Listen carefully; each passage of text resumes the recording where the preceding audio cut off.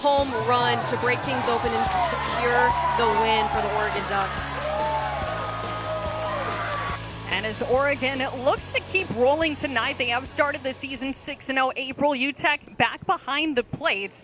And in the circle this evening for Oregon, we're going to see Maddie McGrandle get the ball. Yeah, Maddie McGrandle is a transfer in from Texas A&M, and she's going to mix speeds a little bit. She's got a drop, spin, off speed, not as much velocity, but very, very, very spinny. She's going to try and get people to swing and miss, but the key for her is going to be keeping it around the strike zone. 15 walks in only 10 innings pitched this year. That's something that she's going to have to work on and fix throughout this tournament and throughout the entire year. Let's take a look at the starting lineup for James Madison. The starting lineup brought to you by St. Pete Clearwater as Kate Gordon steps in. Gordon will lead it off here against Maddie McGrandle. The first pitch of this ball game is a called strike. We are underway here from the Eddie Seymour Complex in Clearwater. The final game of action here on this Friday. It's been a fun day of softball here from the Eddie Seymour Complex. James Madison and Oregon both playing their second games of the day. Swing and a miss here from Gordon, and McGrandle's ahead 0-2. James Madison trying to bounce back from a loss earlier today against the Cal Bears, trying to find some rhythm. This is only their second game of the season. Tough competition to open up for sure. 0-2 on its way. And it misses just a bit low and outside. 1-2 the count now on Gordon, who is 1 for 3. Now we'll take a look at the starting lineup presented by St. Pete Clearwater. Kate Gordon leading it off. Odici Alexander, one to keep an eye on. She's in the 3 spot. A dual threat. She was hitless in her first game. The 1-2. Low and outside makes it 2 apiece. James Madison only playing their second game of the season. Unlike a lot of the teams we're seeing in this tournament, they did not open up play last weekend. This is their first slate of action. 2-2 the count here on Kate Gordon. And the pitch misses up high. The count is full. And one good opportunity for James Madison to come in here and face high-quality competition in the top 25. I mean, they have been consistently scheduling hard competition, and that's why they make it to the NCAA regionals year after year. Payoff on its way is high and inside, ball 4. So Kate Gordon draws the walk, and she's aboard to start the ball game. This is what we talked about with McGrandle. She got ahead 0-2 early in this count, but then threw 4 straight balls. So how do you make sure you keep that consistency, keep your spin tight, and really find the corners and not be afraid to throw it for a strike? So Gordon draws the leadoff walk. Here's a bunt put down. McGrandle will field onto first. Is in time to retire Cambry Arnold, but a sacrifice successful. Down to second goes Gordon. It's a good job by Arnold not to stall the offense, just to put the ball first pitch in play, sacrifice bunt, move the runner, and then you allow Odici Alexander to come up with the opportunity with a runner in scoring position. And she is one of James Madison's best hitters in the lineup. First pitch skips in. UTEC blocks it. It's 1-0 on Alexander. She's one of those dual threats. She's the hitting pitcher. Can play first base a little bit too. Reigning CAA Player of the Year. She's dangerous. Alexander, 374 average in 55 starts last year. The pitch is taken for a called strike. It's 1-1. But in the circle, she posted a 2.27 ERA. 29 appearances, 14 of them starts. Opponents hit only 212 against her. She got it done on both ends of the ball last year. Runner at second for her. And she looks at a called strike. It's 1-2. 56 RBIs. She is clutch. Has an opportunity after not getting a hit in game 1. Has an opportunity here to make something happen and get on the board early for JMU. Runner at second with just 1 out. JMU looking to strike first against Maddie McGrandle. The pitch. Alexander rolls it on the ground to second, into field.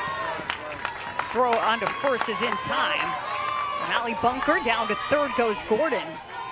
but there are 2 gone. And this is where Maddie McGrandle is really effective. That spinning ball, you can see it's hit off the end of Odyssey Alexander's bat and just gets a ground ball dribbler to the right side of the infield. And that's her mentality moving forward. Trust my defense. Keep the ball low in the zone, spin it up, induce a lot of ground balls, easy pop flies, and trust your defense. So here's Megan Good. First pitch to her comes in for a called strike. A leadoff walk, a sacrifice bunt. And a grounder to the right side that allowed Gordon to move down to third. She's there with 2 outs. Good, a redshirt senior. 1 strike is the count to her. Good 0 for 3 earlier today. She takes one high, it's 1-1. A lot of people have been waiting for the return of Megan Good. She's a 3-time All-American, just an absolute stud, and JMU definitely missed her last season. Looking forward to having her back in the lineup, making an impact both in the circle and in the box. This one floats inside towards 2 balls and a strike. She's really just a special athlete. She's taken and helped take JMU to super regional appearances. And I know in her senior year, she'd love to get them to the Women's College World Series. Yeah, she, like Alexander, a dual threat. As a pitch is a strike, and it's 2-2.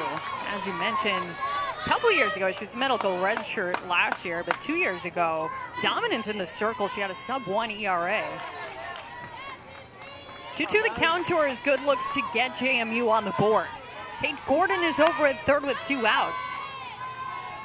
And the pitch, swing and a miss, strike 3. Good down on strikes to retire the side in the top of the first. Onto the bottom of the first, no score between JMU and Oregon. Onto the bottom of the first inning, it's Megan Good who was in the circle, making her return today to the circle after she was a 2017 Colonial Athletic Association pitcher and player of the year. She was a medical redshirt last year, and she's got the ball to start action tonight. Onto the bottom of the first inning we go, and a matchup between James Madison University and the University of Oregon. A couple of top 25 teams. See James Madison at 25, Oregon coming in at 22. They're off a victory earlier today. Ducks come in at 6-0. Haley Cruz to lead off. The first pitch is a called strike to her. And Megan Good with a career ERA of .86. She's a true strikeout pitcher. She's thrown 692 strikeouts in her career. She's going to pop the rock too. You can see right there on the miles per hour. She's hitting 72. 1-1 the count after the pitch missed outside. Ellie Cruz leading off, playing in her 7th game. She's batting .350 thus far in her first 6 contests. 1-1. Swing and a miss. It's 1-2. I'm not going to lie to you. It brings a smile to my face to see somebody, a player that is so dominant and so good, come back to the lineup. I mean, to battle injury, to sit out an entire year, and to come back for your first game of your senior season, I get chills. Pitch misses just a little bit outside. It's 2-2. James Madison certainly thrilled to have Megan Good back to start the 2019 season. Good, working with a 2-2 count here on Cruz. And a pitch. Swing and a miss. Strike 3. Went upstairs a bit, and Cruz is down on strikes for out number 1. Let's take a look at the starting lineup for the University of Oregon. Starting lineup brought to you by St. Pete Clearwater. Allie Bunker, the batter now. We highlighted in the pregame April Utek. She'll bat cleanup and has the start behind the plates. A big home run earlier today in Oregon's victory. Allie Bunker will bat here with the bases empty and 1 out. We're scoreless in the bottom of the first inning. Bunker, a freshman, one of 4 freshmen and 5 freshmen in the lineup. That's bobbled by the shortstop. Throw to first, still in time. Just in time to get Allie Bunker. And there are 2 gone.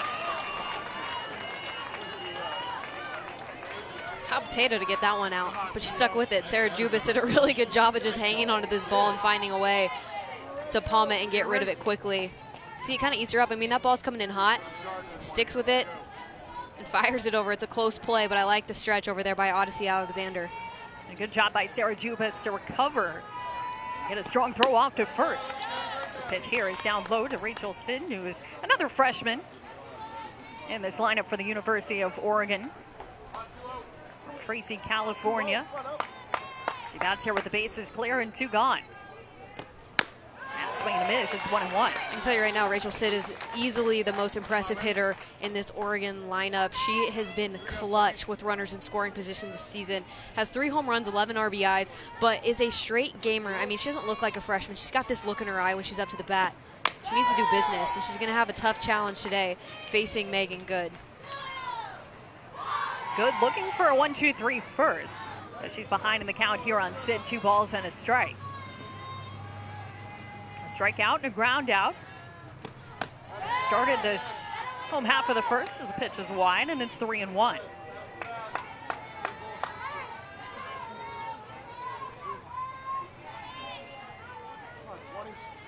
So Good behind in the count here. Delivery is in for a called strike, and it's full.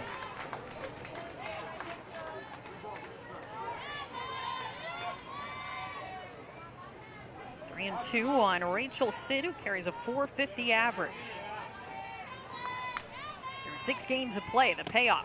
Swing and a miss, strike 3. Couple of Ks in the inning for Megan Good, and her return to the circle. On to the second we go, no score.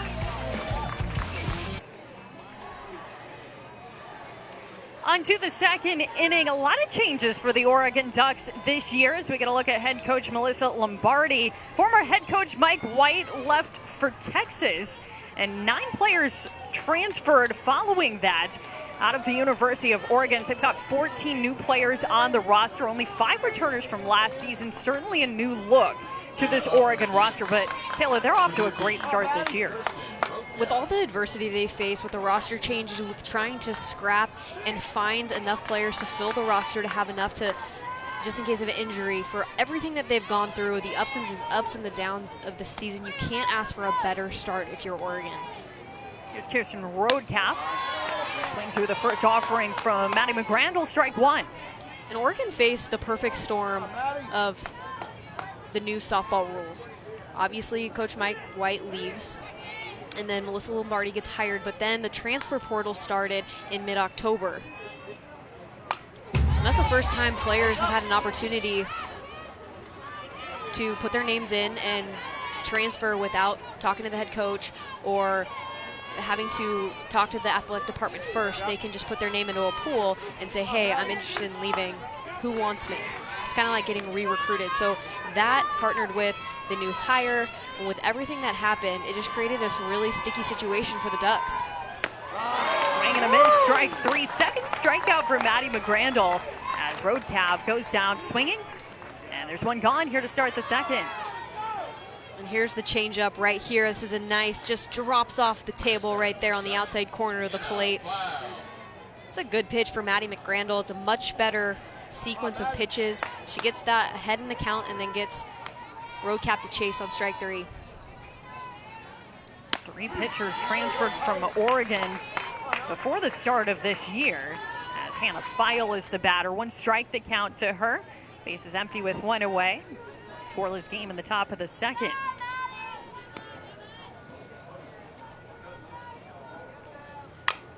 Now, it's important to mention, too, that Oregon didn't just lose 3 pitchers. They lost a couple All-Americans and another stud, 3 aces on their staff.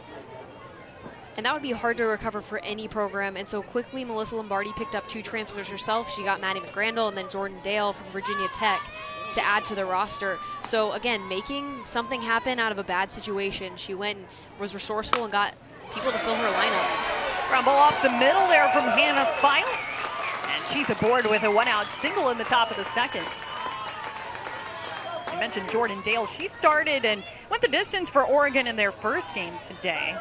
And another look at Hannah Feil's single up the middle. First hit of the ball game for either side. 1-out base runner for James Madison here in the second. The 2 pitchers, or 2 of the pitchers that Oregon lost to transfer, Megan Cleese will be joining Louisiana in 2020. She was the 2018 Pac-12 Pitcher of the Year and an NFCA First Team All-American. Miranda Ellish transferred to Texas following head coach Mike White. Natalie Cutright, the batter. She fouls the first one off to the left, strike 1. And it's totally normal when a coach leaves to go to a different school that, of course, some players are going to follow. So you have the 4 players that previously played on Oregon: Elish, Burks, Rhodes. The flare over to the left side. Severs collects, but will hold on to it. It's an infield single for Natalie Cutright. Just perfect placement there on the left side of the infield. Yeah, Cutright gets jammed a little bit on this pitch. Again, that's that spin that McGrandle produces with her pitches, but finds a way to find a hole. No back-to-back singles. Yeah, no chance for Jasmine Severs when the ball's hit that deep and that slowly in the 5-6 hole. Madison Nayakis will be the batter. This right here gets totally jammed, a little spinny pitch. But again, seeing eye hit counts the same as a dart single. She'll take it. Number 6, Kelsey Brown.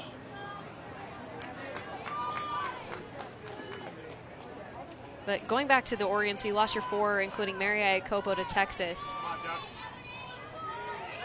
And then you still think that you have Megan Kleiss and you have Maggie Ballant, and then a few months later, they enter the transfer portal too. On the run is Wagner from right. She makes the grab. Tag from second, going down to third is File. And now a late break from second, or for second rather. Michelle Sullivan, the pinch runner, slips in safely as well. So both runners advance on that fly ball to right off the bat of Madison Nayakis. It's really a good job by JMU to make something out of nothing. Get a easy fly ball caught in foul territory, and runners are heads up and advance quickly. This is good too. Brown to sneak in underneath the tag. It's a good head first slide. Sullivan came on to pinch run for Cutright after her infield single. Lexi Lomax will be the batter. She'll hit with second and third and 2 outs. Things Madison a little threat together here. 2 outs in the top of the second. Lomax 1 for 3 with an RBI earlier today. First offering misses low.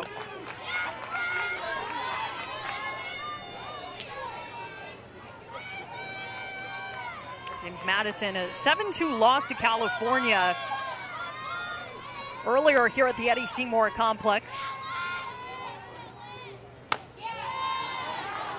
Outside, and it's 2-0.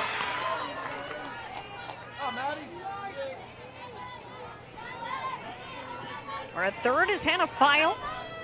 On her at second, the pinch runner Michelle Sullivan. 2-0 the count on Lomax. And she takes a called strike. It's 2-1.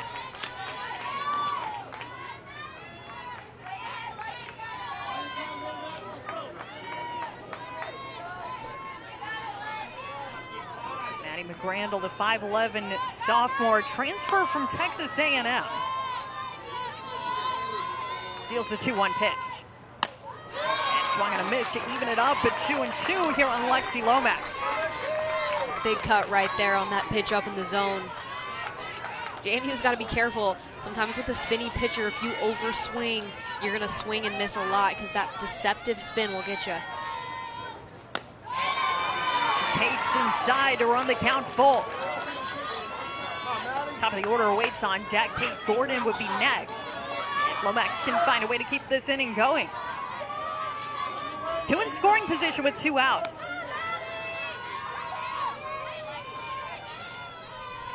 And the payoff.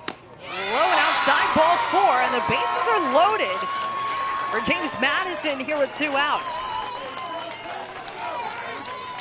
I'm James Madison. I'm making a note that McGrandle struggles to find the strike zone sometimes, so you cannot chase. You got to make sure you're really disciplined. If she's going to bring you something, make sure it's over the heart of the plate. Really challenge her. Her back's against the wall right now with the bases loaded. Make sure she brings you something that you can tattoo. So here's Kate Gordon. This one skips into her, ball 1. Singles from File and Cutright. Sullivan came on to pinch run for Cutright. She's at second. Lexi Lomax at first after the 2-out walk. They're full. Gordon walked in the first inning. 1-0 pitch. Swung out and miss. It's 1 apiece now on Gordon. Gordon, the junior, 1 for 3 in the earlier game for James Madison against California. On to strike the count. Randall back to the rubber. And the 1-1. It's fouled into the net. 1-2 on Gordon.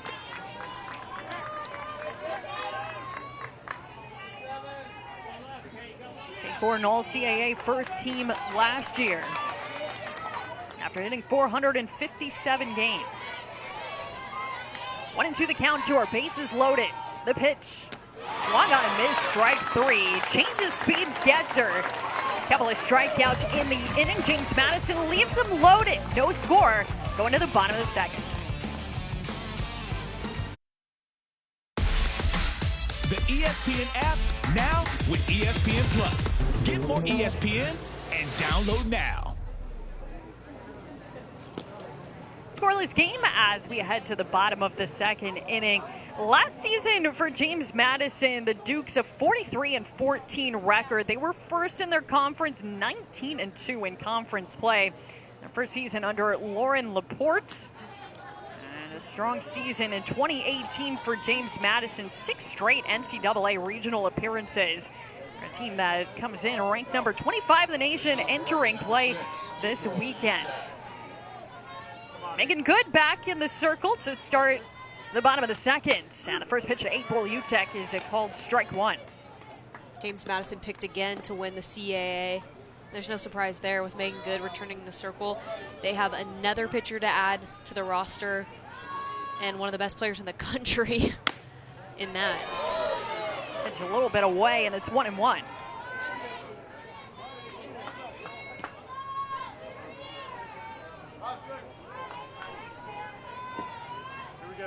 Utek 286 average as she skies one in the air to right field. Playable though for File. And she makes the grab to put away Utek for out number 1.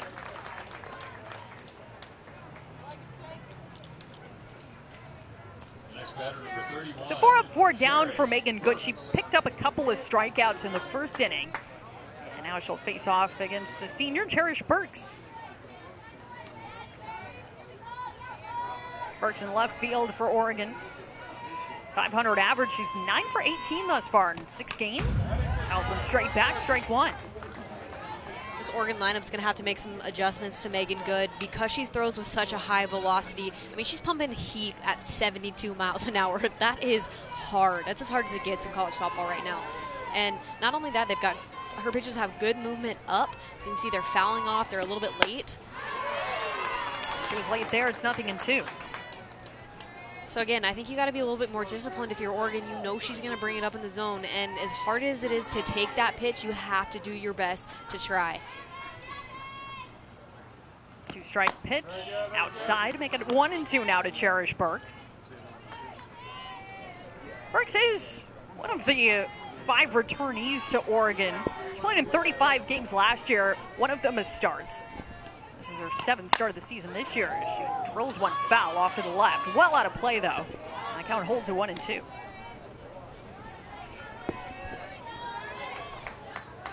And Cherish Burke is one of those returners that, because of the lineup was so stacked for Oregon in previous years, didn't get as many opportunities to get at bats. She's going to get them this year, and is going to have an opportunity to step up for the Ducks. Swing and a miss on the high offering. 3rd strikeout for Megan Good. She's retired all 5 she's faced. Another rise ball coming in hot right here. This is just up in the hands and just the jump, the movement, the spin up. I mean, there's no chance on that pitch if you're a hitter. You just got to tip your cap. But again, the way to hit that is to not swing at it at all. You got to take it. There's no way. Jasmine Severs takes a called strike. That's good. Gets ahead 0-1. And it takes more discipline to take it than it does to try and adjust and get your barrel high and try and hit it. It's a lot harder to take. There's a pop foul off to the left side. Womack still give a chase, but that's not a play. Just off to the left of the stands, and it's 0-2 to Severs. Severs has had a lot of success and limited action thus far. This is her 3rd start. But she's 5 for 6, including a home run. And has knocked in 5 runs. It's pretty decent. Oh, to the contour here. Good deals. That's in the dirt. It's picked by Roadcap. It's 1-2. It's a good pick by Roadcap. She moved fast back there. You got 5. Looked athletic behind the plate. That's what you want. Solid catcher. It's just going to work for you. 1-2 hit in the air, left field. Gordon back for it. Now it just in towards the line, reaches out and can't get there. Sievers into second. Now the first hit of the ball game. First base runner for the University of Oregon. Gordon had started back, adjusted in too late, went into a dive but couldn't quite come up with it. Instead it settles in for a double. Yeah, the first reaction for Kate Gordon was the incorrect one. Definitely misread this. Kind of looked a little bit like she thought that Jasmine Sievers hit the ball hard off the bat, when in reality she got it off the end a little bit and was out in front. It's a little bit of an off-speed pitch from Megan Good. Definitely fooled her defense. But that's a play that you have to make. There's no excuse for letting that one fall. Hannah Gately, the batter, the count 1-0 to her. With a runner at second. And she takes high ball too. Sun is all but set here in Clearwater. It's kind of a cool evening, at least for Florida weather. I was gonna say, I don't know what you're talking about. I came from Oregon. The 2-0. Just misses. It's 3 balls and no strikes now to Gately. Take this over 40 degrees and rain any day. I think it's going to be a nice change for a lot of these teams. University of Oregon, of course. There's Madison. Further north as well. So the pitch is inside for ball 4. But to come down here and experience nicer weather and have those elements not be a factor as you get in highly competitive softball here in Clearwater on just the second weekend of the season. Something you don't realize sometimes about these teams, this is the first time that they're getting on dirt outside. I mean, a lot of the northern schools are practicing indoors in turfed facilities for a long time, and then this is the first time that they're getting on the field, getting some live action on dirt balls. Oregon looking to get on the board in the bottom of the second. They've got 2 on with 2 outs after the Sievers double and a walk on 4 pitches to Gately. Here's Lexi Wagner now. First pitch to her, taken for a called strike 1. And Hannah Gately did a good job on the last at bat of taking the up pitches. First walk of the day for Megan Good. And Gately did a good job of just staying disciplined. Swing and a miss at a pitch running into Wagner. It's 0-2. There she goes, attacks the next batter with 2 quick strikes, lower in the zone. Much more baitable for the hitters. James Madison left him loaded in the top half of this inning. 2 on, 2 outs for Oregon. Pitch upstairs. It's 1-2 to Wagner.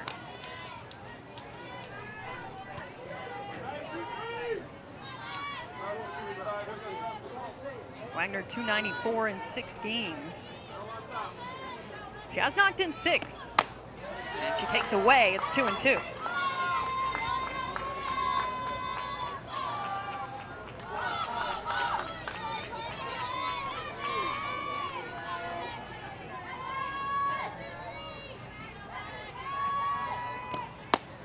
Swing and a miss, strike 3. Wagner retired. For out number 3 in the second. 4 Ks for Megan Good as she strains 2. No score, headed to the 3rd. And welcome back to the 2019 St. Pete Clearwater Elite Invitational presented by Wilson. 2 innings in the books in this one, no score. As Cambria Arnold leads off and hits one through the center for a base hit. To lead off the 3rd inning against Maddie McGrandle. 3rd hit of the day for James Madison. Cambria Arnold gets a little bit of a pop in her step. Not necessarily a slap, but a timing mechanism to kind of wait a little longer, to be a little bit more patient, to get some momentum into her swing, and just pops this ball hard up the middle to get things started for James Madison. Something you don't see very often, but effective in this case for Cambria Arnold. She's aboard to start the 3rd, and here is Odyssey Alexander. Middle of the order up now for the Dukes, as they have had base runners in each of the first 3 innings against McGrandle. Alexander lines one foul up the left side for strike one. A little bit early on that pitch, and she was early in her first at bat with the ground ball to the right side of the infield, hit it off the very end of her bat. It's time to make an adjustment, to move up in the box, be a little bit more relaxed through your swing and not trying to pelt it as much, but stay through the ball for a long time. A 1. Drops over for a called strike, 0-2. Alexander 0 for 1. She grounded out to second in the first inning. JMU left the bases loaded in the second. McGrandle was able to get out of it with a strikeout of Gordon to end the inning. Now the 0-2 to Alexander. Swing and a miss. She gets the chase down and away. Alexander down on strikes for the first out here in the third. Next batter, number 23, Megan Good. This is a pitch that obviously Alexander's going to want back. It's not only in the dirt, but way outside of the zone. And that's exactly what Maddie McGrandle wants, is somebody to let her off the hook, to chase, to swing out a ball way outside of the zone. But that only happens when you get ahead in the count, and she did that more effectively against Odyssey Alexander. So here's Megan Good. Arnold still at first, now with 1 away. And she takes a called strike over the outer half. Good 0 for 1 with a strikeout. McGrandle's racked up 4 through her first 2 and a third innings. 0-1 on Good. Looking for her first hit of the season.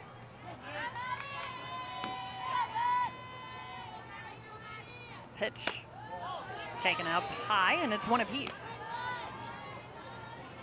Megan Good has 29 career home runs, so you know she can hit the ball, has a ton of power in the box. And you can tell, too, by the way she throws. I mean, if you're throwing 72, you know you can get some pop in your swing as well. You're just strong. And she's tall, too. That's in there for a called strike, and it's 1-2 now on Good.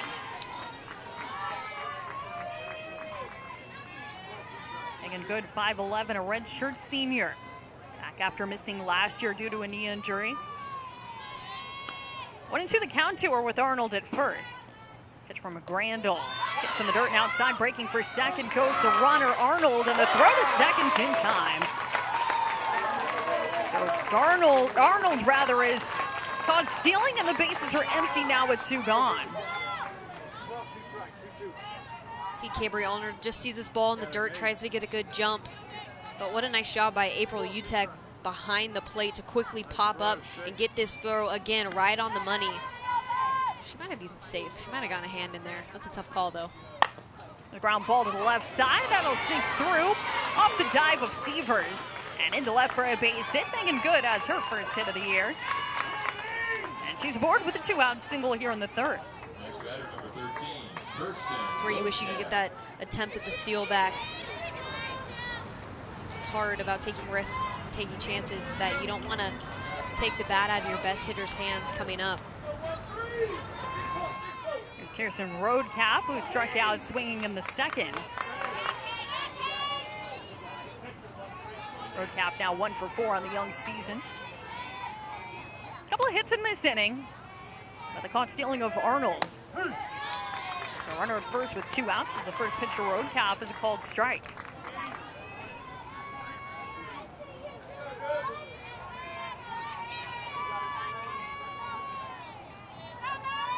Roadcap, a junior from Harrisonburg, Virginia.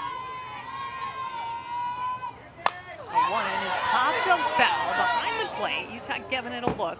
Will land on top of the press box, and it's 0-2. I was ready for it. So close. I think it is possible to get a foul ball in here. I absolutely think it is possible.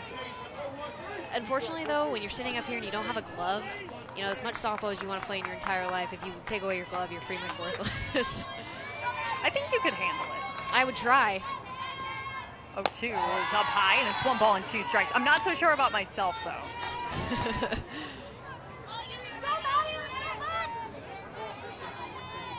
We're at the Eddie Seymour Complex in Clearwater. Beautiful evening.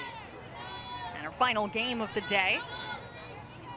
James Madison versus University of Oregon. Good at first, the pitch high and tight to Roadcap, and it's 2-2.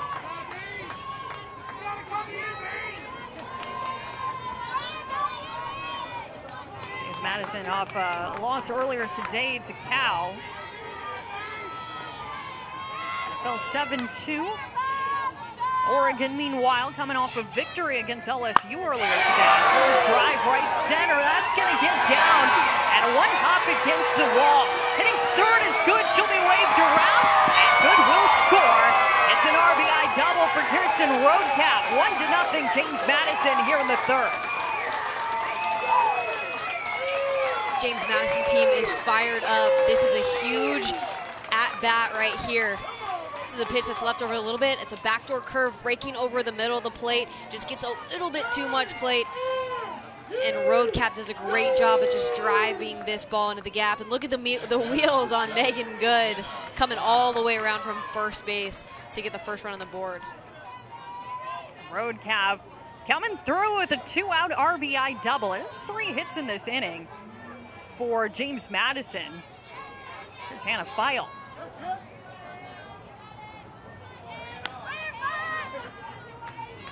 1-0, the Dukes leading. And here's a drive in the air to left field. Chasing Burks back. She has room and makes the catch on the track to retire Feil. And the Dukes here in the third, but James Madison on the board. First it's 1-0, going to the bottom of the third.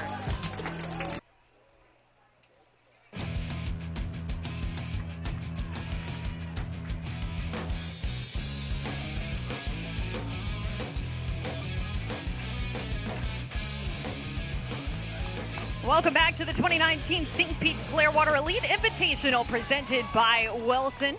As we head to the bottom of the third inning, it's 1-0, James Madison leading. And for Oregon, Bailey Cook leads off against Megan Good, the right-hander. We're going to know the count on Cook. It'll be 9-1-2 to bat for the Ducks here in the third inning, with Cook to be followed by Haley Cruz and Allie Bunker.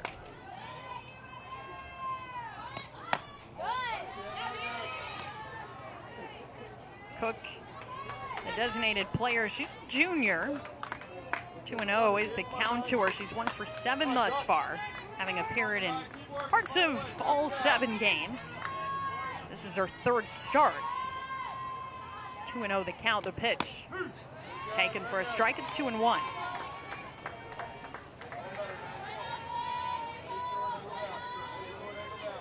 Cook was one of the late additions to the Oregon roster. Fouls one back into the screen to make it 2-2. She previously served as a student manager for the Duck softball team. Junior out of El Dorado Hills, California. This is where Oregon had to figure things out. They had to make whatever they had work. So yeah, put on a manager. We just need bodies on the roster. Then you work your way into the lineup. 2-2 comes inside, and Cook's worked a full count.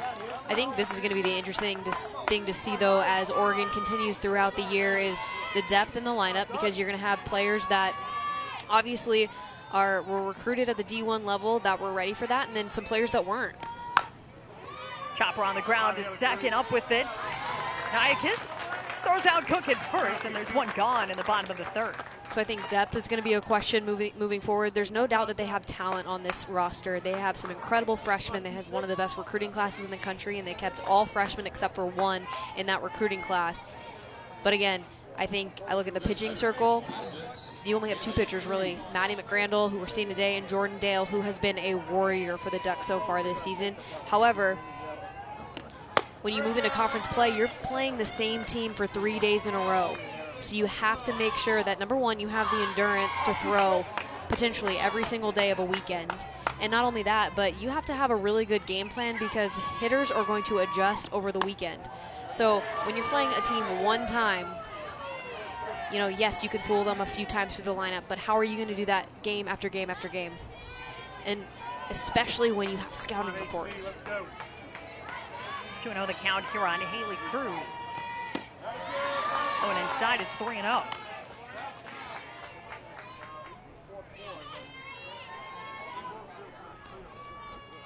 mean, this team is young. Yet 10 freshmen, 3 sophomores, and of the juniors and seniors, really Haley Cruz is the only returning player with consistent playing time.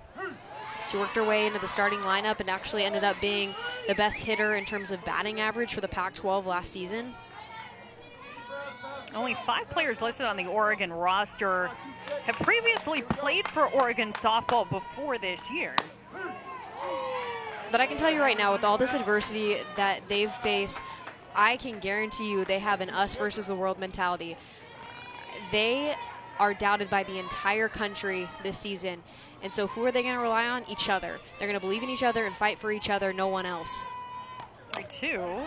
It's fought off foul. And that's what it's all about. That's believing in your team, believing in what you set out to do every single season. You put in the work, you put in the time, and you fight for your teammates. Megan Good is calling out her catcher road cap. And the infield will converge there in the circle. Cruz has worked a lengthier at bat. Been back-to-back full counts against Good here in the third. Bailey Cook grounded out. It's 3-2 here on Cruz. And I know Melissa Lombardi has high expectations for this team no matter what's happened. And I can tell you right now, none of those players in the dugout and none of the coaches feel sorry for themselves. They're going to fight and scratch and claw their way through the Pac-12 season and trying to find a way to get some wins and to elevate this program really from a position where everybody thought you could pretty much count them out for the year. They are 6-0 to start the young season here in 2019. 3-2. Hit back toward the circle. Good gloves in and tosses to first to take care of Cruz for out number 2. So a couple of ground outs. And Megan Good working with the bases empty. Her team up 1-0. Allie Bunker will be the batter. Today's going to be a really good test for this Oregon offense, especially for the young freshmen. This is the best pitcher they've faced all season long. And so how do you adapt? Bunker swings and pops one up in a left. Hey, Gordon coming in to her left, makes the grab for out number 3. A 1-2-3 inning from Megan Good. We'll hear it from Coach Lombardi as we head to the top of the 4th. 1-0, James Madison.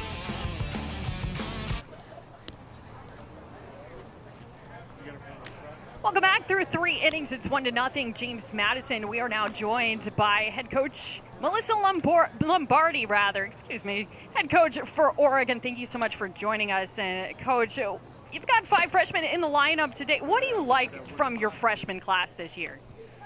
I like how they compete. I like how hard they play. I like how united they are. And they give a good fight.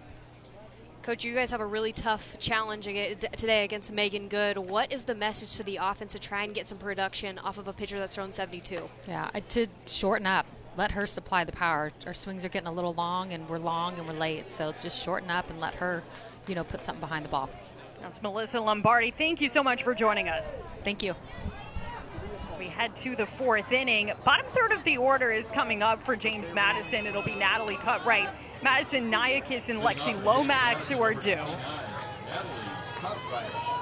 James Madison, they got on the board in the 3rd inning on a 2-out RBI double off the bat of Kirsten Roadcap. It's been the only scoring thus far through the front 3.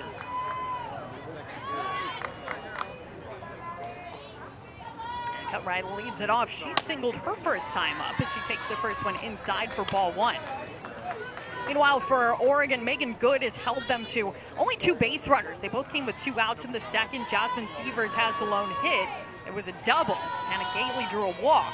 And that's been it thus far through the first 3, and Megan Good's return to the circle. The 1-0 in the dirt, and it's 2 balls and no strikes now on Cutright. This James Madison team has already picked up 5 hits on the day. Just haven't been able to string it together. I think that's something that they're going to have to work on throughout the season, is making sure you feel that sense of urgency when you get runners in scoring position, when you find runners on, that you try not to stall the offense. No pop-ups, no strikeouts after you get runners on base. The 2-0 pitch hit foul into the screen. It's 2-1. Last inning, Kirsten Roadcap did a really nice job of coming up with a huge hit with 2 outs and making something late in the inning. I think they need to see a little bit more of that, especially as they face the competition that they're going to. 1 run's not going to be enough. They got to pile on as many as they can. 2-1 pitch. Stays inside. And it's 3 balls and a strike now to Cutright.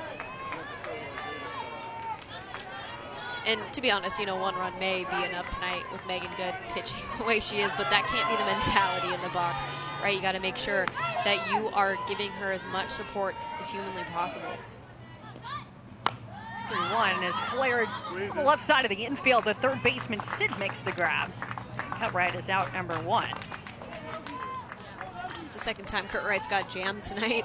One just happened to fall and the other one didn't. Yeah, the other one was that kind of a low looper over the third baseman, Sid. Next batter, number 18. Ended up as an infield single for Cutright in the second inning. And she's retired to start the 4th. Here's Madison Nayakis. Nayakis 0 for 1, flied out to right field in the second. First one home to her, she shortens and takes a called strike.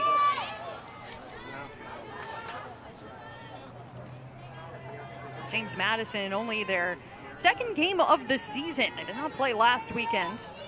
Opening up the 2019 schedule here in this tournament at the Eddie Seymour Complex. St. Pete Clearwater Elite Invitational. It's the first year of this event. There's a ground ball knocked down by the pitcher. McGrandle on to first in time, and Nayakis is out number 2.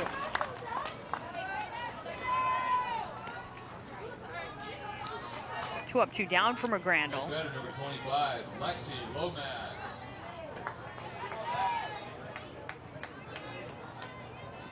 After giving up a couple walks early in this game, Maddie McGrandle's doing a much better job of keeping her pitches around the zone, relying on spin, and then that changeup has been money. She's getting the JMU batters to chase way out in front on it. Pitch Lomax looks at one low for ball 1. I think that's going to be the difference, too. If she can hit that pitch for a strike consistently, I think she's going to be a lot better off. But again, finding that control, limiting your pitch count is going to be huge moving forward for the Ducks with a limited pitching staff. 1-0 on its way. Low and outside, 2 balls and no strikes. Lomax, no official at bat. She walked in the second. 1 for 3 with an RBI. And a loss to California earlier today. James Madison looking for the first victory of the season, and again, just their second game, and they are up 1-0. Their ace on in the circle.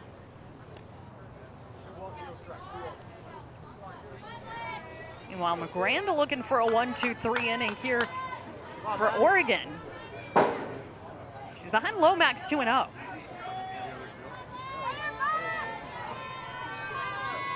McGrandle back to the rubber.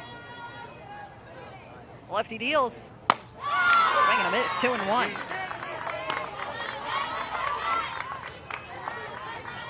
Final game of action today, but we've got 2 more days here at the Eddie Seymour Complex. A slate of games tomorrow and on Sunday. The 2-1 to Lomax. Taken for a called strike, it's 2-2.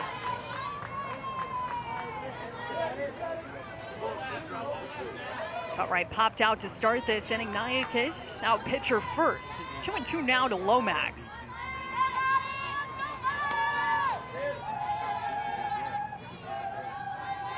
And McGrandle deals. And it's a pop-up right side, shallow right. Bunker called off by Wagner, who makes the grab for out number 3. Headed to the bottom of the 4th, we'll hear from Lauren Laporte. 1-0. JMU leads it.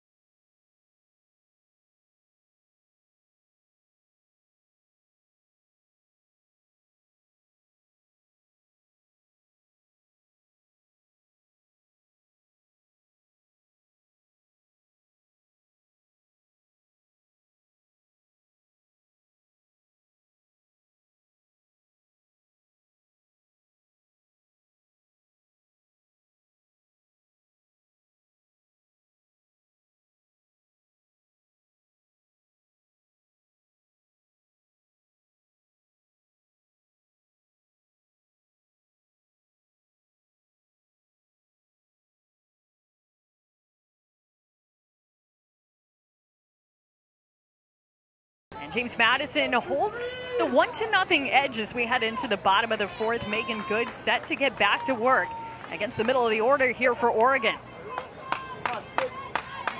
Good has held the Ducks to just 2 base runners, only 1 hit thus far through the first 3 innings. That hit was a Jasmine Sievers double in the second. First pitch is a called strike to start the bottom of the fourth. Rachel Sid leading off. Sid, a freshman, 0 for 1 with a strikeout today. A .429 average the first 7 games. Skips in the dirt in front of the plate, and it's 1-1. Early assessment of Rachel Sid, she's a gamer. I mean, 11 RBIs in their first games of the season is huge. And for a freshman to step up in the 3 spot as a power hitter like that is huge. And it's just what they needed. They needed somebody that was going to be consistent in the middle of the lineup to get the job done and understand your job is number 1 is RBI production and buy into your role and execute. Sid had an RBI in the 8-5 win over LSU today. She fouls one at the plate, and it's 2-2.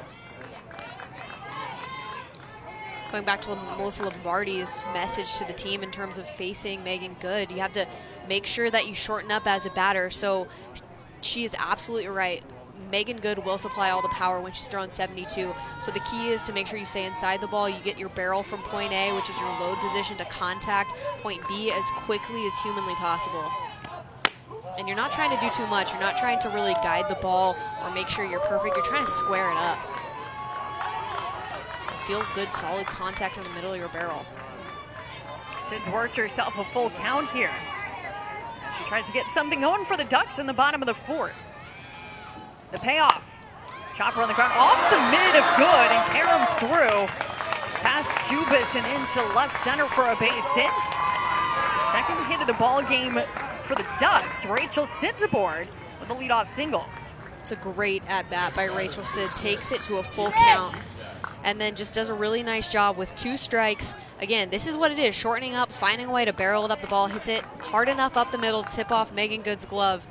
And an unfortunate tip there from Megan Good, because I think that Sarah Jubas probably would have gotten that ball and been able to make a play at first. Yeah, it was one of those plays where it's close enough to the pitcher where they might think that they have a chance to make a play on it, as it's 0-1 on UTEC, but at the same time, looking at it in hindsight, Sarah Jubas probably makes that play if it's not deflected. You know, the other reality situation is you're never going to not attempt to go get it, and Megan Good's an athlete. You can tell by the way she plays. She's not going to give that up. 0-2 on UTEC.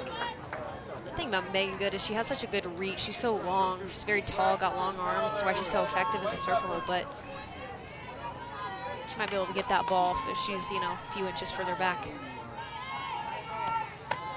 Pitch misses high and away. It's 1-2 now on the Oregon catcher.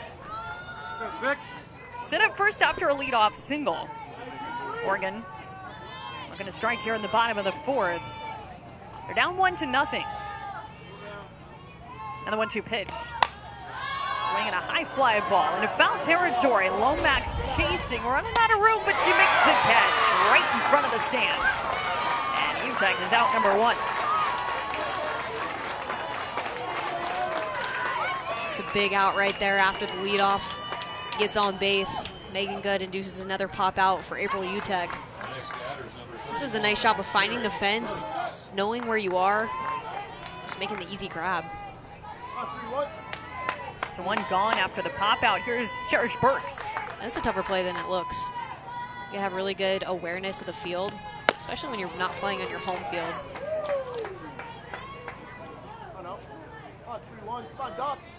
Burks, the batter, sit over at first with 1 away now. Burks struck out, swinging against Good in the second inning. 1 of 4 strikeouts for Megan Good thus far. A 1 pitch. It's bunted foul. Rolling off to the left, it's 0-2.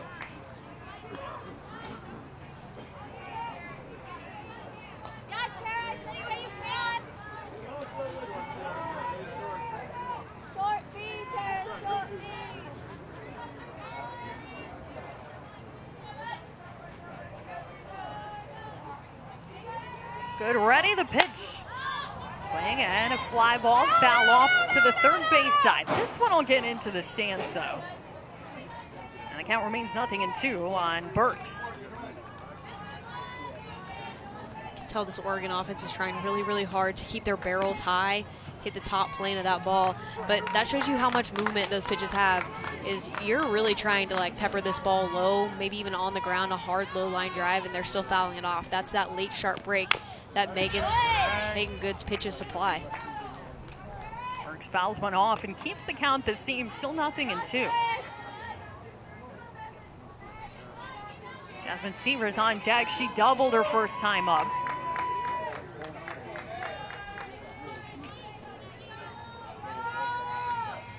Ready with the 0-2. Another foul ball. And it's still 0-2 on Burks.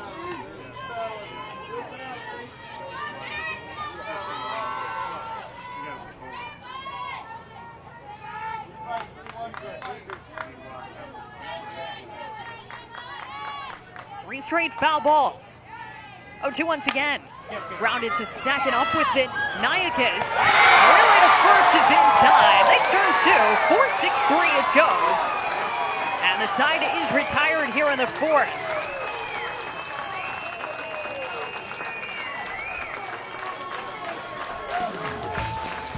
Double play gets them out of the inning. On we go to the fifth. It's 1-0. JMU leads.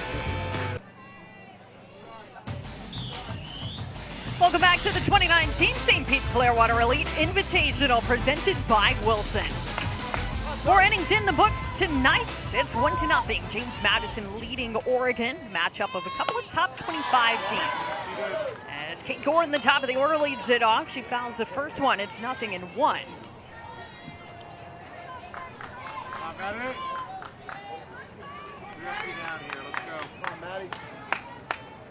Maddie McGrandle back out for her 5th inning. It's the 3rd time through the lineup.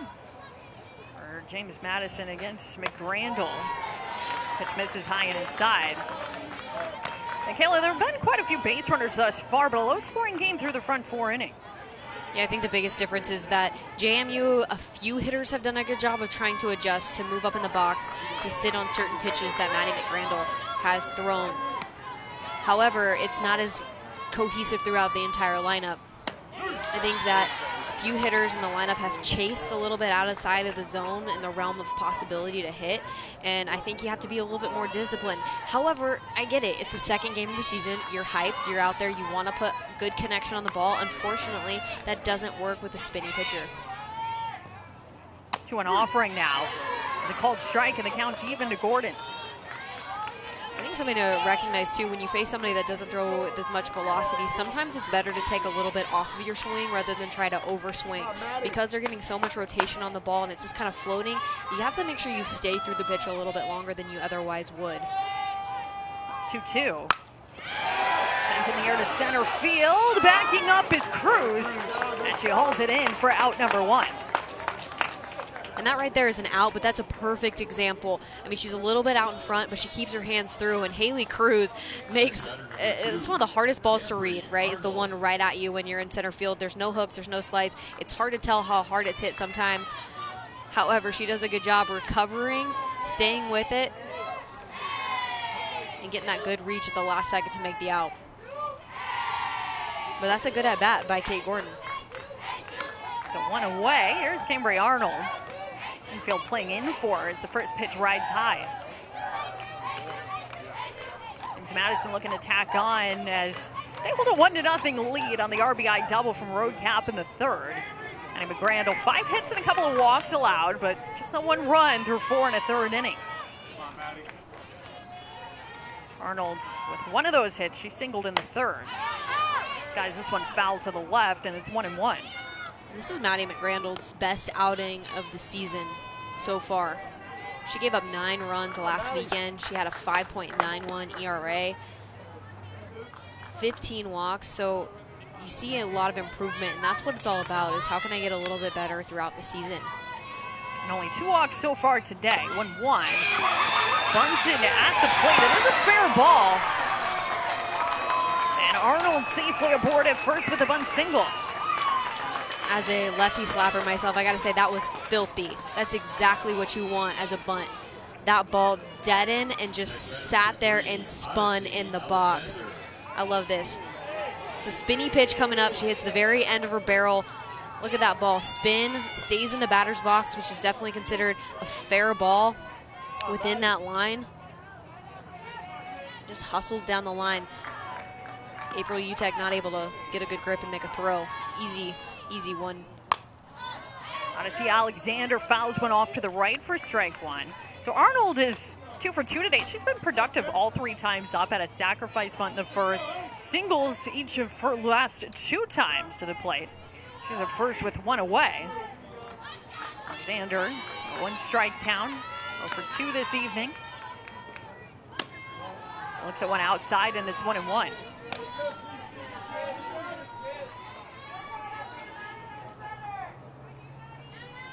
Alexander looking for her first hit of the season. 0 for 2 today against California, and 0 for 2 in this one. She's a dangerous hitter.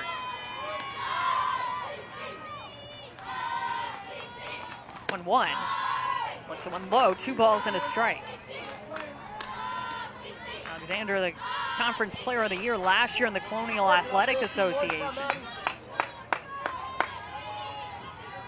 16 home runs a season ago. 2 balls and a strike that counts. McGrandle brings it home. And it's outside, 3-1.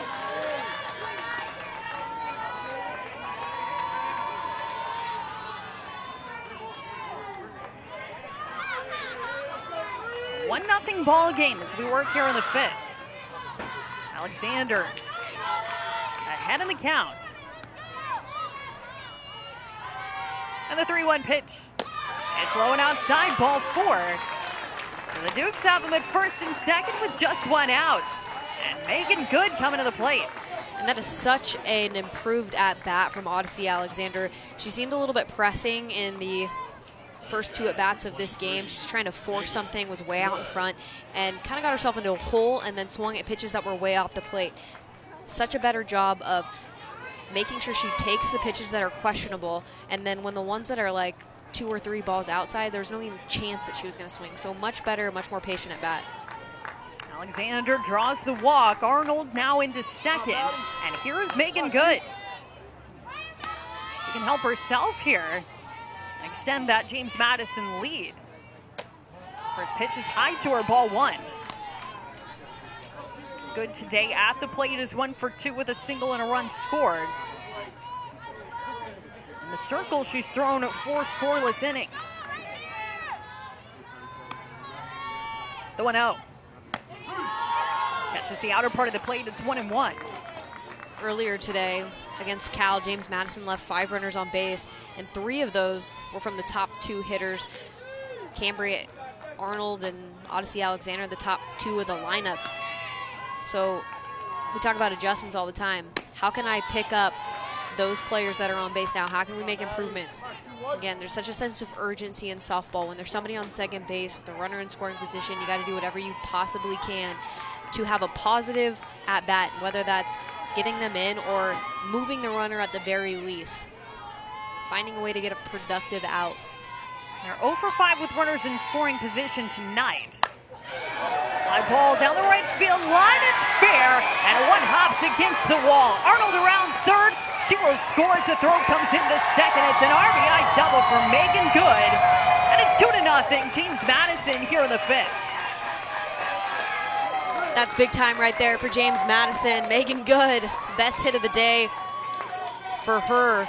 Takes this pitch on the outer half of the plate, lets it travel, lets it get deep, and just drives it down the right field line. I mean, that's a beautiful job of being patient, making sure you're attacking really good level swing, and picking up that huge run. And that all started with the drag bunt by Arnold. Getting things started, and again, taking advantage with runners in scoring position. So 3 straight have reached as James Madison has added on to its advantage here in the 5th.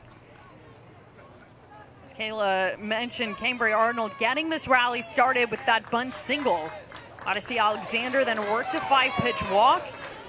And Megan Good brings in Arnold with that double. to right field. Duke still in business, second and third, just one out. And Kirsten Roadcap is the batter. Next batter, number 13, Kirsten Roadcap. Roadcap had an RBI double her last time up. Looking to open this one up for James Madison in the fifth. Both of the RBI doubles we've seen from James Madison today were both oppo shots.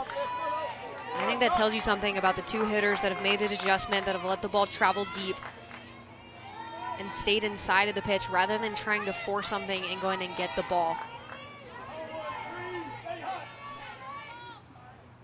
First pitch, Roadcap, a little bit low for ball one.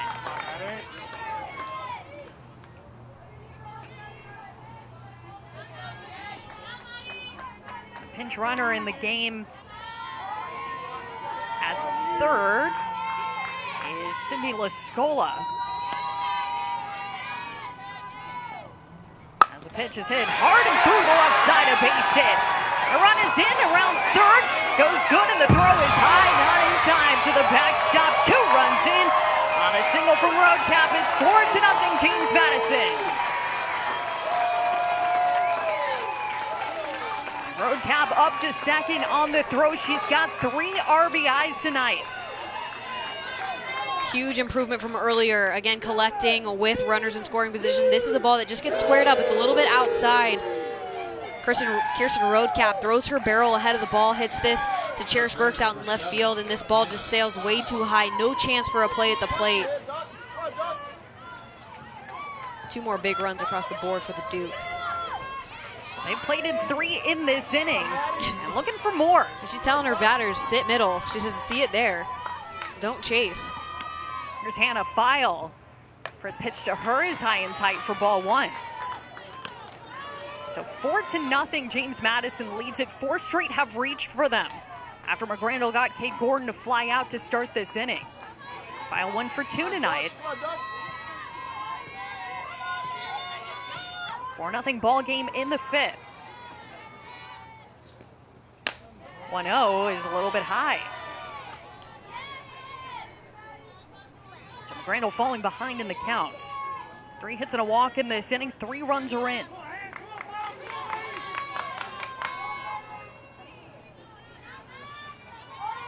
James Madison now with 8 hits in the ball game. Check swing, and she went around, says the home plate umpire, Chris Neighbors. So it's 2-1 now on Hannah File.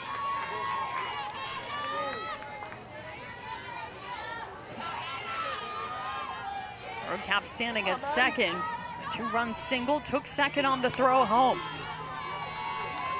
2-1 pitch. High and tight, it's 3-1. Molly Cutright would be next. She does have a hit today as well. 8 of the 9 batters in this order have reached base at least once. The 3-1. Inside ball 4. And that is 5 straight to reach for James Madison here in the fifth. This is that rally that James Madison was looking for that they didn't have against Cal. Left too many runners on base. But stringing hits together, taking a walk here and there, and not letting the offense stall. And once again, I go back to the drag bunt. It starts with a little cheap base hit that you kind of steal. You keep the defense on their heels a little bit.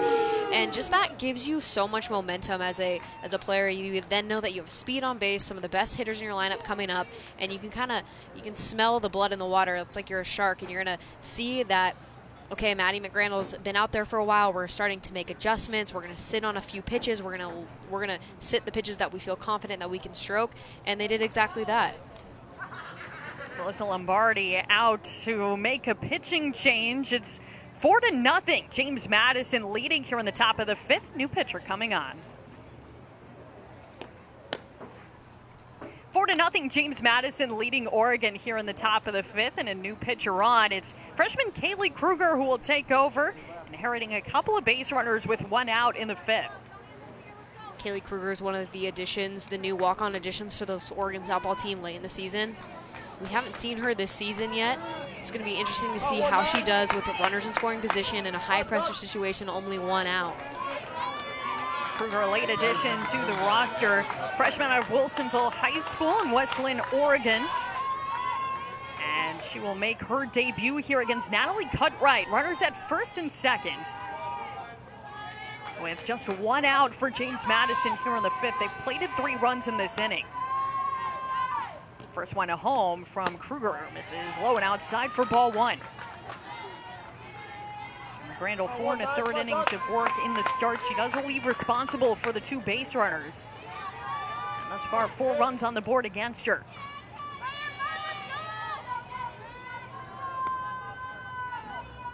One 0 to Cutright. Taken inside, 2-0. Tell you right now, if I'm James Madison, I am telling everybody in my dugout to be as patient as humanly possible. We have yet to see Kruger throw this season. You don't know what she throws. And to be honest, you don't know what kind of experience she has. So I'm going to force her to throw strikes or prove that she can throw strikes consistently. Now the 2-0 pitch. Swing and a fly ball deep left center field towards the gap. That's going to fall in. Road cap around third. She will score. It's an RBI double for Natalie Cutright. And Oregon now leads it 5-0.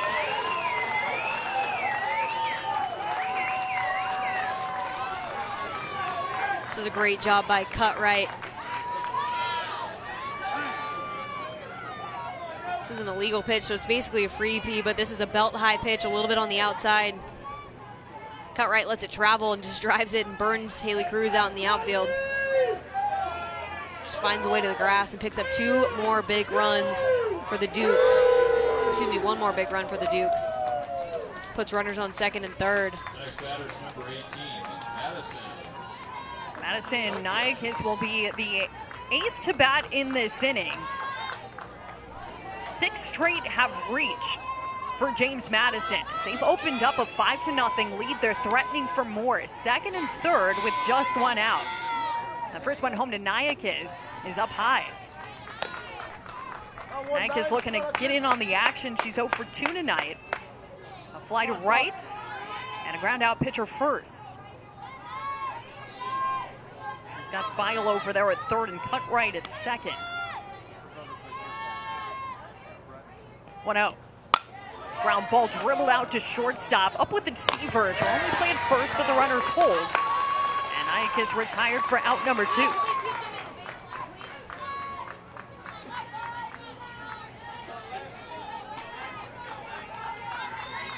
So it'll be Lexi Lomax to the plate. 25, Lexi Lomax. Lomax will hit with runners at second and third and 2 gone now. Lomax the 9th to hit in this inning. Kruger deals. And drops on the inner part of the plate for strike 1. Lomax 0 for 1 with a walk today. She drew the base on balls in the second inning. Against the starter McGrandle. Book still open on her. She's responsible for Hannah File over at third. A 1 pitch. Grounded foul. And it's 0-2. The umpire behind the plate is definitely calling illegal pitches. It's the second illegal pitch that he's called today on Kruger. Gonna go talk to her about it, make sure she understands the rules. Melissa Lombardi and the home plate umpire, Chris Neighbors, both going out there to have a word with Kaylee Kruger. Once again, the experience level, you just don't know how much she has to know the specific rules, because there's so many rules when it comes to pitching. Because to me, it looks like she keeps her drag foot down. She's in a good, in terms of her actual pitch form, she looks good.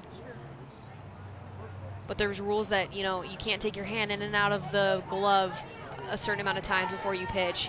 You have to have a 2-second pause on the rubber to receive the sign before you pitch. So understanding those rules is really important. And I'm sure Melissa Lombardi hopes to get that cleared up really quickly, because that's the last thing you need right now is illegal pitches, especially when, you know, you got Lomax to swing and foul it off for a strike, and unfortunately it's going to be a ball. Excuse me, Jubis. So it's 1-1 after the illegal pitch. runners at second and third. Kruger will get back to work here. The break even on its way to Lomax. Just inside 2-1.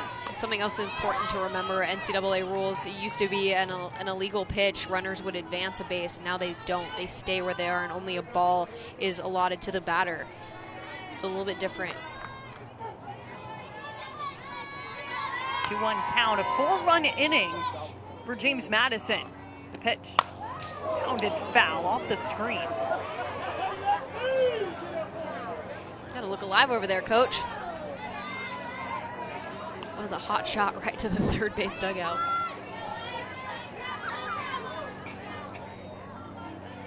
She's good, she's playing it cool. She's just walking it off, no big deal. 2-2 home. Drops in for a called third strike, so Lomax is out looking for out number 3, but 4 runs on the board in the inning. It's 5-0 James Madison going to the bottom of the 5th.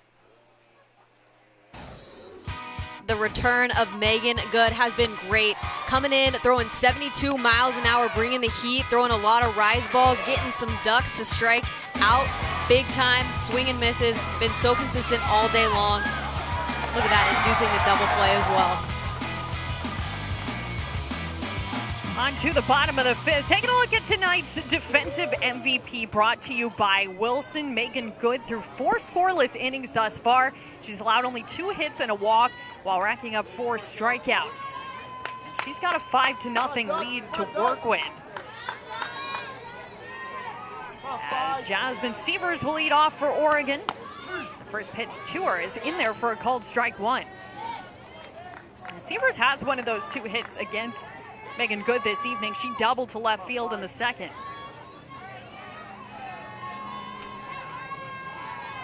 One strike pitch, hit in the air to left field, going back is Gordon. She won't get there.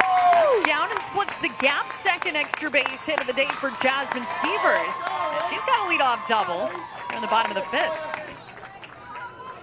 Jasmine Sievers has been the only Duck tonight to make quality contact on Megan Good multiple times today. Doing a really good job of being simply on time for this pitch. Quick hip rotation, nice barrel control, and just nice and simple peppers this ball into the gap. Sievers is on fire early on this season. Now, granted, this is only her 3rd game, but how about going 7 for 8? Again, you know, you look at this Oregon situation, and the silver lining is that you get to see some talented kids that you probably wouldn't have otherwise seen very much because of the potential returners that were going to be on the Oregon squad this year. You're going to see them, and you're going to see them step up in opportunities and get a chance to shine. I mean, they're all ball players. They're all highly recruited. You know, they wanted to play for one of the best teams in the country, and they're here, and they're going to get the opportunity to make it the best team in one of the best teams in the country by their play, not by the play of others. 1-1 the count here. Hannah Gailey is the batter, with Sievers aboard at second, nobody out. Oregon looking to get on the board here in the bottom of the 5th. Something really powerful about the idea of taking ownership in your success, especially at a young age. You know, sometimes as a freshman, you go in and you say, okay, well, the seniors and the juniors are going to lead us because they're older. Well, you don't really have that option as much this season. Haley Cruz is a big leader, April Utek. But for the most part, the young players have just as much experience, and they're just as much impactful for this team. So they are going to be mature beyond their years, not only this season, but down for their entire careers. A 1-2 count to Gailey, who drew a walk against Good in the second. Pitch fired outside, squares it up at 2 apiece. James Madison just put up a 4 spot in the top half of this inning. Oregon trying to answer. They now find themselves down 5-0. Oregon undefeated to start the season. And a swing and a miss, strike 3. Gailey is retired. That's out number 1. The strikeout of the game for Megan Good. And one gone with Sievers, still at second for Lexi Wagner. It's a nice job by Megan Good to come back right after you give up a double and come back with the tenacity and get another K. First one in there for a called strike as Good gets ahead. I think something that you can look at Megan Good, and the only thing that, in my opinion, you would question about her is her endurance. You know, she had a knee injury last season, sat out an entire year, probably hasn't pitched a full 7-inning game in a while. So how does your stamina last through all this 7 innings? She got really great run support from her offense. But now it's on her shoulders to finish this game and put Oregon away. She's got some breathing room thanks to that 4-run inning. She misses a little high. It's 1-2 now on Wagner. There's definitely ways you can lose endurance as well. I mean, not only in miles per hour, but in control. I think balancing both your speed and your spin. Swing and a miss. Strike 3. Back-to-back Ks for Megan Good. She's got 6 tonight. Next batter, zone 9, Bailey Cook. It's really impressive to watch Megan Good and just see how this ball jumps. I mean, that ball rises a little bit, but she just straight burned Lexi Wagner on that pitch, and there's something that's pretty fun to watch about that. First one to home is a called strike to Bailey Cook. Oregon 0 for 3 with runners in scoring position tonight. Back-to-back strikeouts from Good after Jasmine Seaver started this inning with a double. A 1. Inside, it's 1 apiece. Good has only permitted 3 hits today, 2 of them doubles from Seavers, who stands out there at second.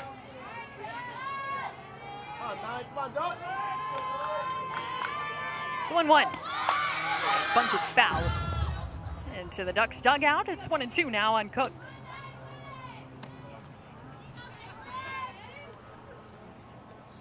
Cook worked a full count against Good in the 3rd inning, but grounded out to second. She's 0 for 1. Junior, but in her first season of collegiate softball, at least as a player. She was a student manager prior to this year. He's off a high one, and the count is even at 2 apiece.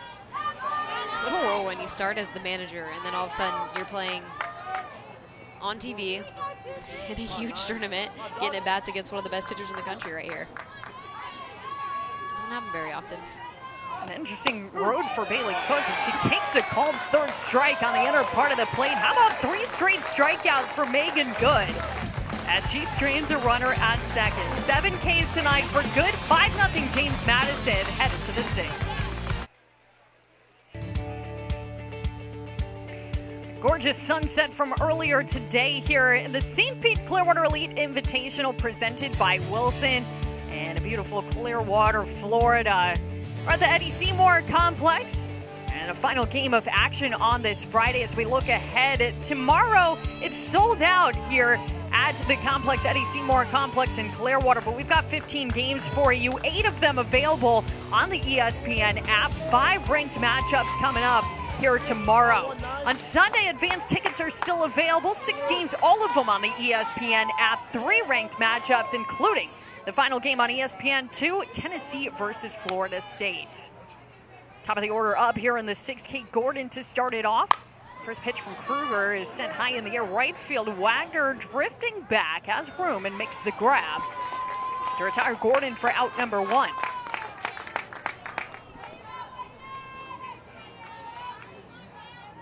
She looks looking at something out there.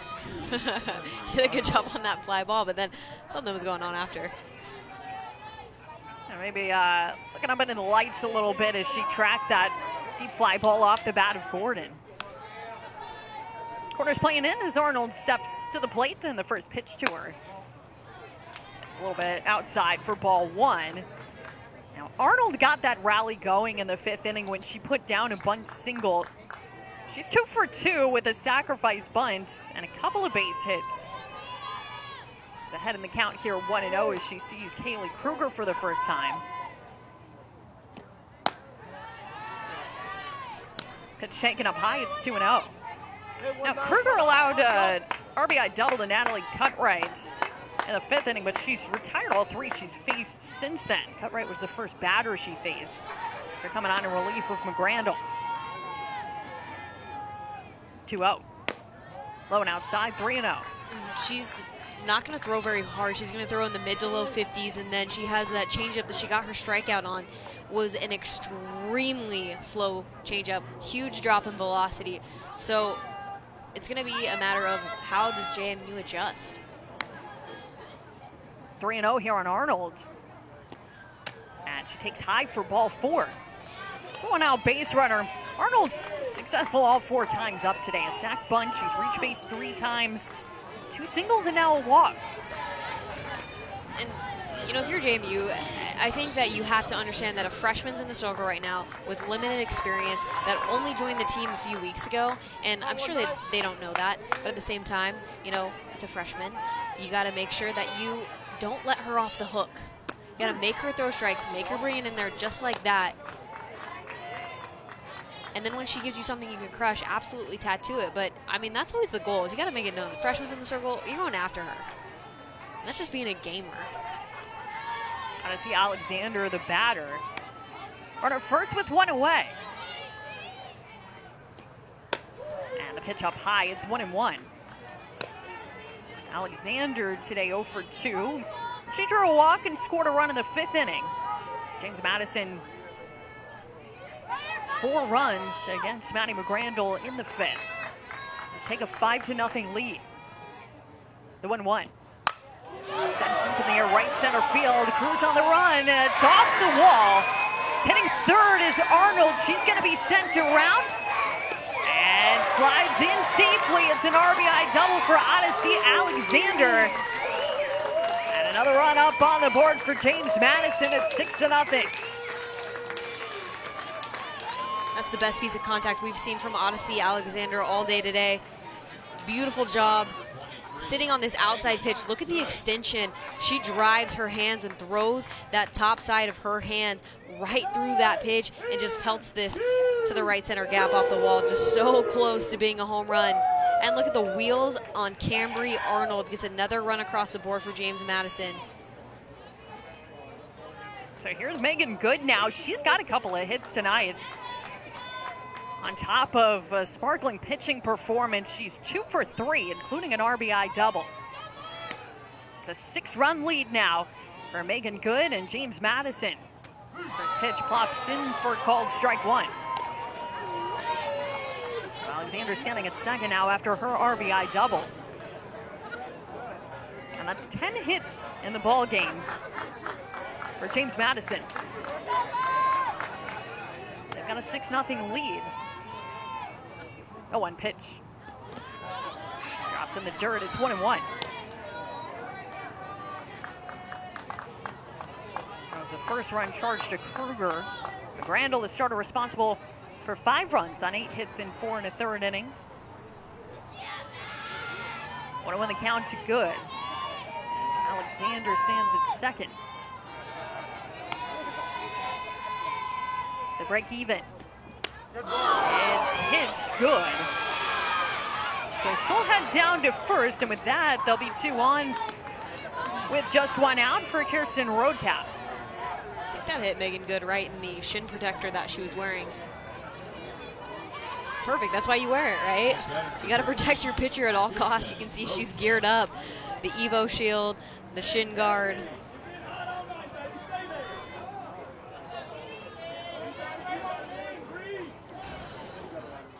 Kirsten Roadcap coming up, looking for another big RBI. She's had a huge day, and she was really the turning point in this game. She hit that double with 2 outs to get JMU on the board, and then came up again with runners on second and third. I mean, she's been the spark for this team, and she's really what's got their offense going.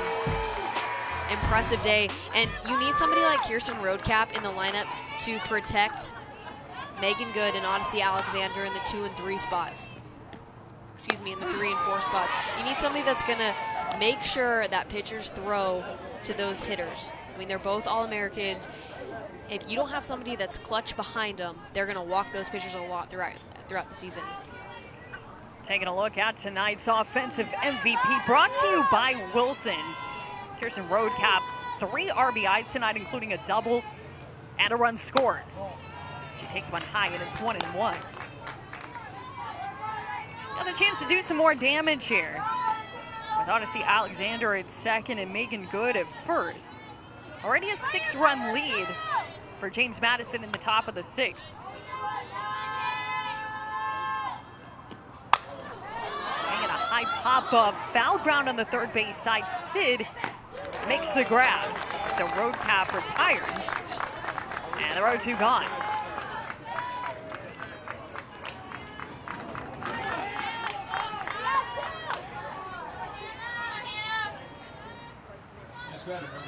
Hannah File to the plate. She's also reached base twice tonight. A single and a walk. She's 1 for 2. And we'll hit with 2 on and 2 outs. This one stays a little bit high for ball 1. I think with the velocity of that changeup, I think you have to take that until you get 2 strikes. Even if you do make contact, that ball, just because it has just no pop, it's not going to go anywhere. The 1-0. And their first strike, it's 1 apiece. And that one right there, that's the one you want to crush. A little bit higher velocity, brings it over the plate.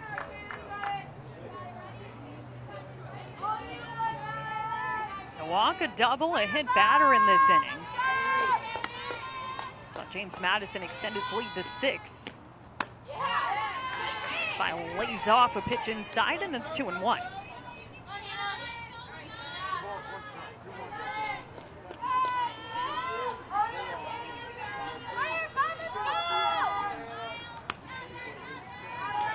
Kruger brings it home.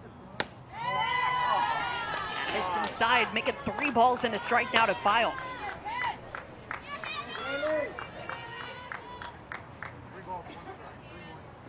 File 0 for 2 with a run scored in her first game today. She's 1 for 2 in this one. And sits ahead in the count here, 3 balls and a strike. The pitch. Swing the fly ball right center field, deep and back goes Cruz. It's off the wall. Alexander will score. Around third comes Good, and she will score as well. It's a 2-run double for Hannah File, 8-0 James Madison.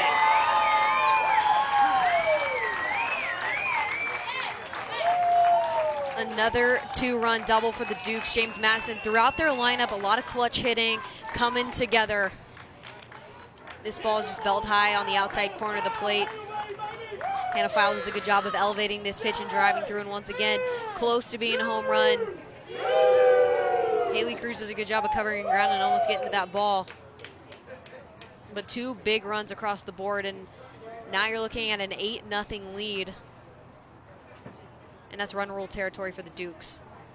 And I think that's important. I think you understand you have to limit your pitcher's innings. So if you can get an 8-run rule on the board every single time, you want to take advantage. The less innings Megan Good has to throw, the better off she's going to be. And especially, you were talking about the previous inning about Good coming off that injury and trying to build back up that endurance.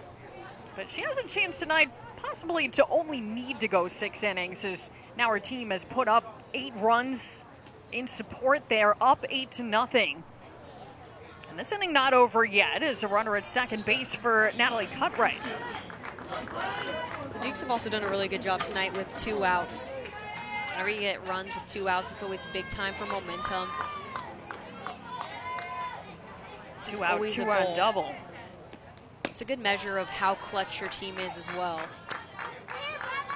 And I think it's also a good metric to figure out, okay, our team is hitting a lot of line drives, a lot of hard ground balls, a lot of things that are falling. You don't want a lot of deep fly balls with 2 outs. You want to make sure you pepper it a little bit harder and lower. On a pitch. Missed away, and it's 2-0 to Cutright.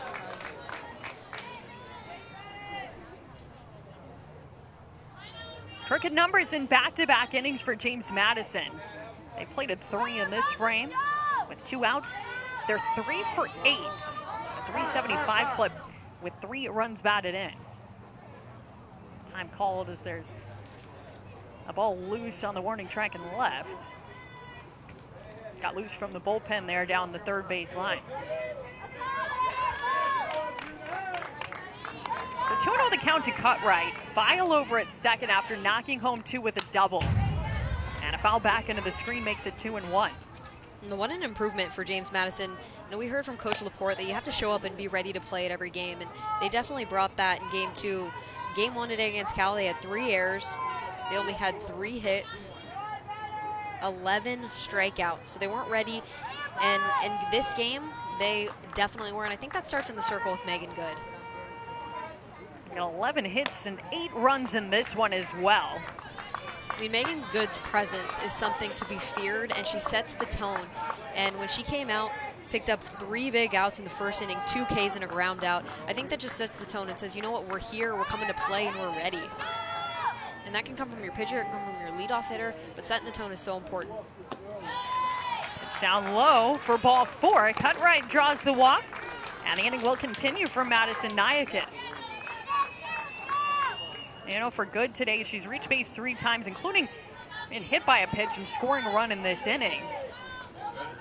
And meanwhile, 5 scoreless innings for her. She's collected 7 strikeouts in the circle tonight as well. Here's Niakis, the 8th to come to the plate in this frame, as she looks at a called strike 1. A couple of key doubles in this inning. Odyssey Alexander, an RBI double, a 2-run double from Hannah Feil, which made it 8-0 Dukes.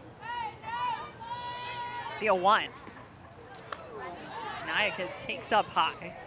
You take a little look at second base, but nothing doing from Feil. It's 1-1.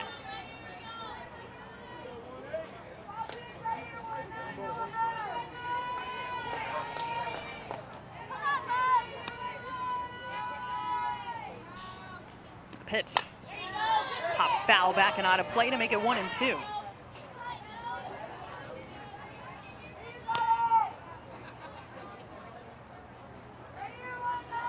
Kaylee Kruger in her first collegiate appearance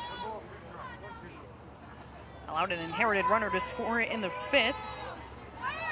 Got through the rest of the inning, sent down the next 3 she faced before the walk. Cambria Arnold opened the door for this 3-run inning. There's a line drive, scorched past it and into left for a base hit. Feil around third. She'll cross the plate. It's 9-0 James Madison. Madison Niakis with an RBI single. And now every batter in the James Madison order has reached base at least once today. Niakis does a good job of sitting on this pitch, staying in her legs. She gets around it and hooks it a little bit, but hits it hard. Good rotation of the ball, good barrel control to just find this shot in the 5-6 hole. Lexi Lomax, the batter. This is the 2nd straight inning they've sent 9 to the plate. Lomax fouls the first one off.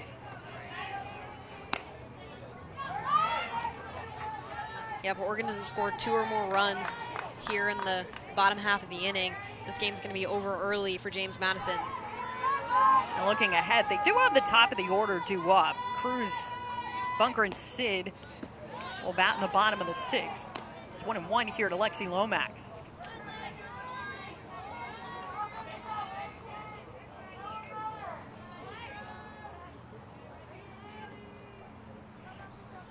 Regulation 8-run rule game declared by the home plate umpire. If one team is ahead by 8 or more runs after 5 or more innings, as the pitch is high, it's 2-1. That, of course, could very well come into play as James Madison has put up a 4 spot in each of the last 2 frames to open up a 9-0 lead this evening. Meanwhile, Megan Good's been dealing in the circle. So she could end it with 3 more outs. But first, Kaylee Kruger's got to get out of the top of the 6th. Pitch fouled into the screen, makes it 2-2 to Lomax. This is something that we might see from this Oregon team, just with the lack of experience in the circle. After you get through Jordan Dell and after you get past Maddie McRandall, I think you're going to see some lopsided games. I think you're going to see some tight competition with Oregon throughout the year. But there's definitely a discrepancy between their starters and their non-starters. And that's going to have to be something that the entire team understands a little bit, that they're going to have to score a lot of runs to keep themselves in some games. And that's a lot of responsibility for the offense, but what an opportunity. I mean, I love to be on a team that, scored a lot. 2-2 once again to the backstop, and the runners will advance. Down to third goes cut right up to second. Nayakis on the wild pitch. And the count is full now to Lomax. This Oregon team is going to face some tough competition down the road. They have obviously a tough preseason schedule. They're here. They're going to play Florida, Auburn, Michigan. They play Tennessee later on. And then they get to the Pac-12 schedule. 3-2 on its way. Serve towards center field. And Cruz will make the grab for out number 3. 4 more runs. 7 Innings is the weekly softball podcast ready to chronicle the road to the Women's College World Series. The ESPN personalities covering the sport all season will shine a spotlight on the teams and players that make softball so special. 7 Innings will entertain us all the way to Oklahoma City and beyond. Listen now on the ESPN app, iTunes, or wherever you may listen to podcasts. And we go to the bottom of the 6th inning as Megan Good is looking to close this one out. Her team is up 9-0, and they've got a chance to win this one via run rule. Pitch slide right back to the glove of Good.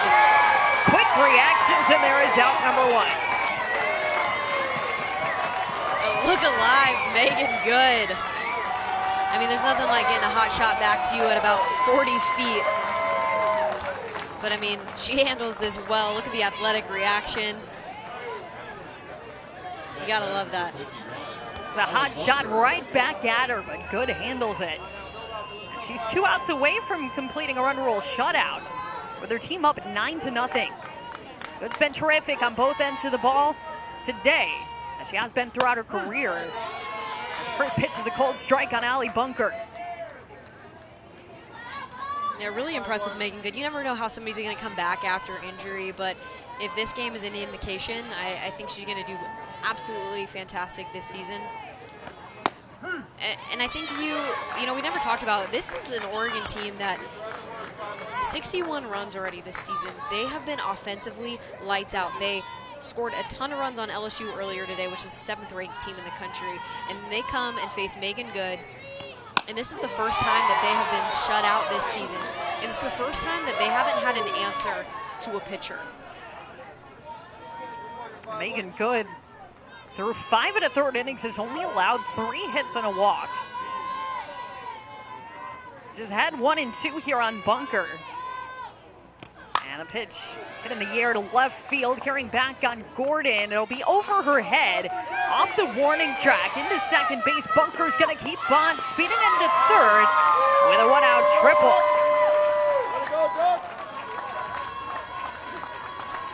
So it's only the 4th hit against Good tonight, although 3 of them have gone for extra bases. Severs with a couple of doubles tonight. Bunker here with a triple. This is another freshman that just tattoos this ball. This ball doesn't have that movement up that Megan's Good has been throwing consistently, and it leaves the door open for Allie Bunker to get her hips through to square it up and just tattoo it, and picks up a nice triple wheeling around. Getting a little momentum in the Ducks again, trying to keep this game going a little bit longer. And Rachel Sid here has got an opportunity to add to her RBI numbers with a runner on third. And keep in mind, to end this game via run rule, it has to be an 8-run lead for James Madison after this inning. They're up by 9 right now, but Bunker over at third with just 1 out. 1-0 on Sid, who is 1 for 2. Oregon is 0 for 4 with runners in scoring position. The pitch is a called strike. It's 1-1. James Madison, 4 runs in each of the last 2 innings. Their first 4 innings tonight, they had just 1 run on 5 hits. For the last 2 frames, they've combined for 8 runs on 7 hits. Let's put them up 9-0. Megan Good deals and misses high. It's 2 balls and a strike. Good reach base 3 times on the offensive end of things. She's working on a shutout here, but trying to work around a 1-out triple from Allie Bunker. 2-1. Fouled back and out of play, and it's even to Sid. I think Rachel Sid moving forward and looking at superstars emerging, I think she's definitely has the potential to be one. I think she can make some waves in the Pac-12, be one of the, Pac-12 Freshman of the Year runners. He's got an even count here, 2-2. Bunker at third, and the pitch.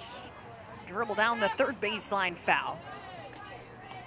Rachel Sid also plays a pretty good third base, so huge pickup for the Ducks to add to their roster. And again, she's going to become one of the leaders on this team. And it has nothing to do with her age, but about the way she plays. And whether that's by example or vocally, she's going to have to lead this team.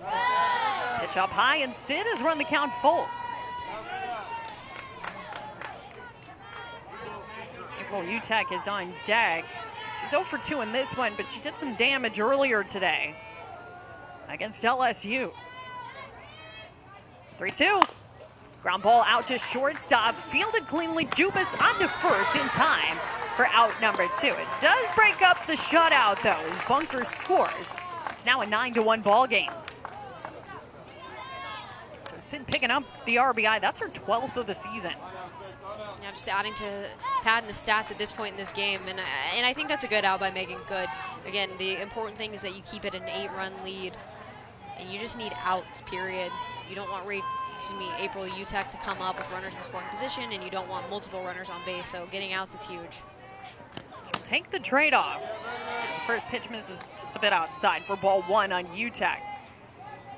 I saw Good's line, just 1 run, 4 hits, and a walk to this point. She needs 1 more out to end this ball game via run rule in 6 innings. Her team up by 8. 1 out. Up high, 2 balls and no strikes on Utek.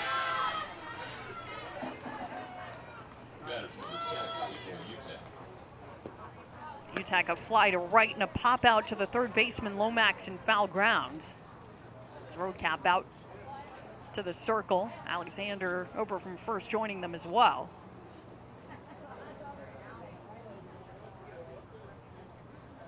Good looking for 1 more out. She's behind in the count here, 2-0. Trying to finish off the complete game and send her team to victory, which would be James Madison's first of the season. Well, this is only their 2nd game of the 2019 campaign. They're trying to send Oregon to their first loss. The foul straight back, and it's 2-1. Oregon, after their win over LSU today, 6-0 to start the 2019 season. They're down by 8 and down to their final out. 2 balls and a strike they count. Good deals. Spins away, it's 3-1. It's one of the first true changeups we've seen from Megan Good today. Showing it a little bit. Doesn't quite hit it for a strike, but I think that smile indicates how few times she throws that pitch. Now the 3-1. Just off the corner, ball 4. It's a walk to Utek. 2nd walk issued by Good tonight. And she'll try to get through Cherish Burks here with 2 outs in the bottom of the 6th.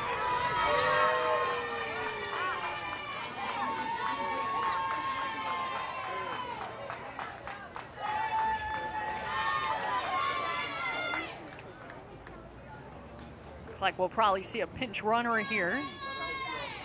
Melissa Lombardi talking with the home plate umpire Chris Neighbors. They're going to make a change at first. 7's running for 6, 7 in, 6 out. Bailey Bruner will come on and pinch run in place of Utek. Next batter, number 31, Cherish Burks.